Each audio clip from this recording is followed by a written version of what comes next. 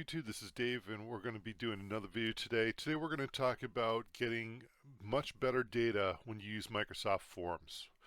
This is probably one of the things that a lot of people know about but don't use because, let's face it, you're worried about creating the form and it just kind of slips your mind. Data validation is one of the better ways of handling it, and it's built right in, so why not use it when you have the opportunity? I certainly get it when you're trying to test something really quick, you put something quickly together and you just want to fill it out really quickly.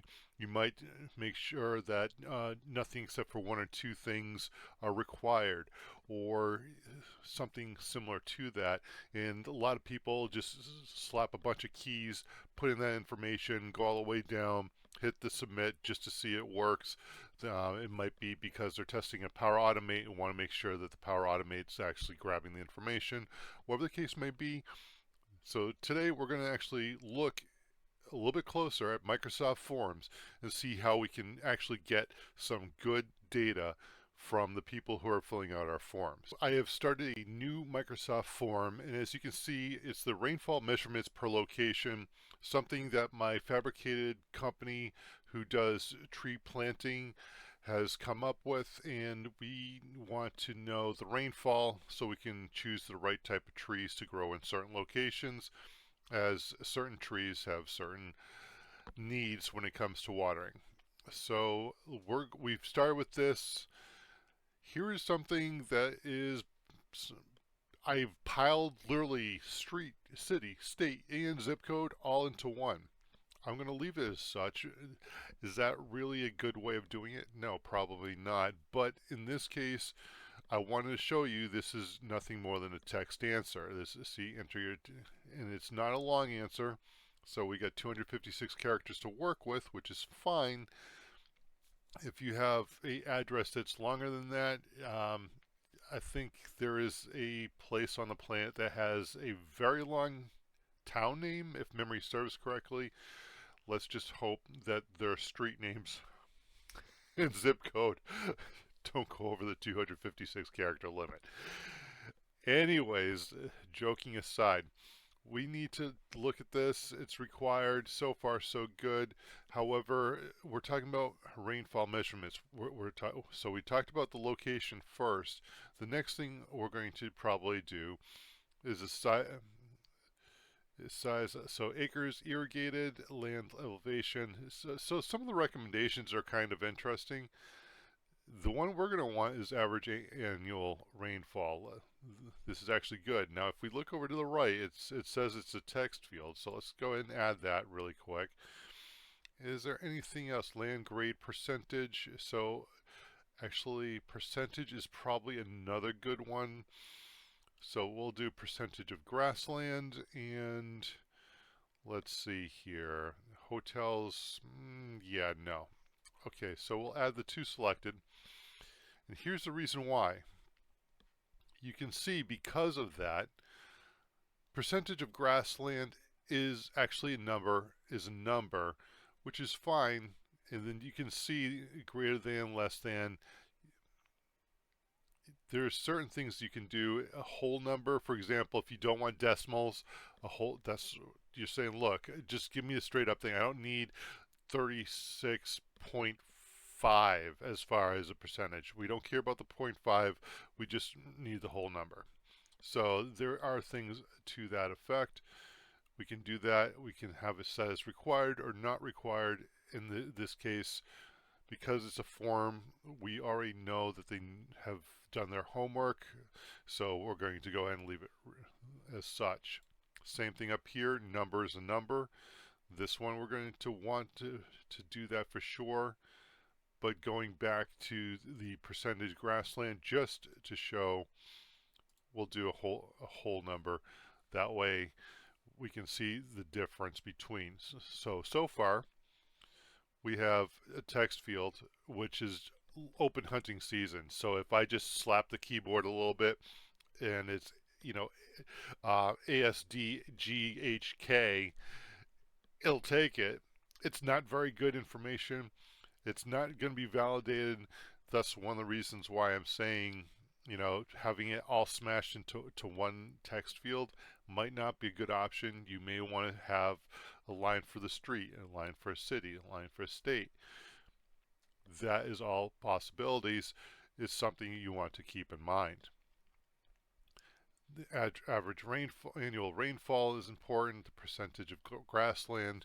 What part. Is it that has no forest and we're actually going to build a forest, for example.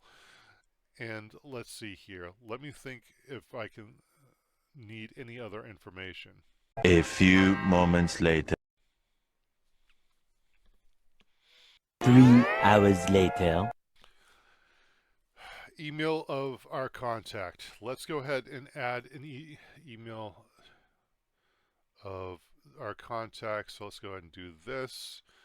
And then we're going to go ahead and do a text. And let's see here. Contact email. All right. And then as you can see, it's just a text field, which means I could just slap the keyboard and it's going to just take whatever I throw at it. Well, we can actually validate an email as well. If we hit the three dots and we look at restrictions, as you can see, the restrictions, right now it jumped at number. That's obviously not what we're looking for. Email, hey, check that out.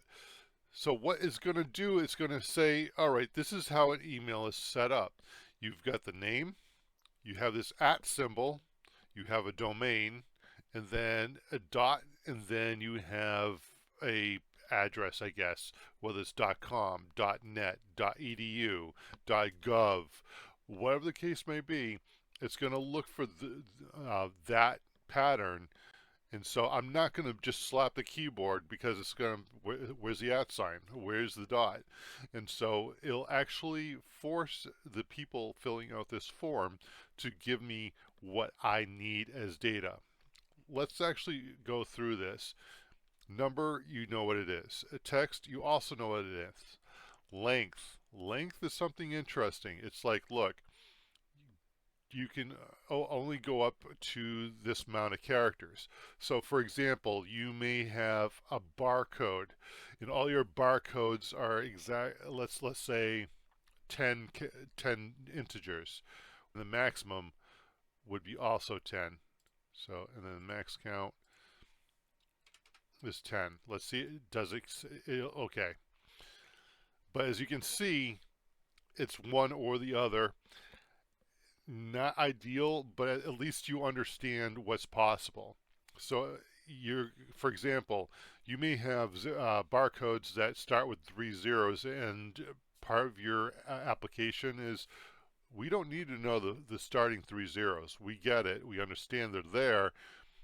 Just give us the number from the starting digit that's greater than 0. Okay, so you would do max count of 10.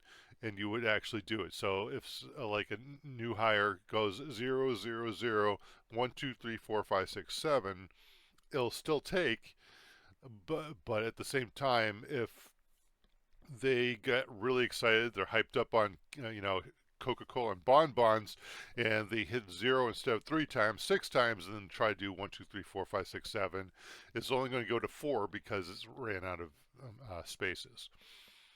All right. So let's go back to email. And then, of course, the URL. It's going to look for, does it start with HTTP or HTTPS? That is where the URL comes in play. It knows what it's looking for. It's going to say, okay, it started with HTTPS:// And that is what it's looking for. So those are the different things that are available to you to help validate your Microsoft form to allow you to actually get better information.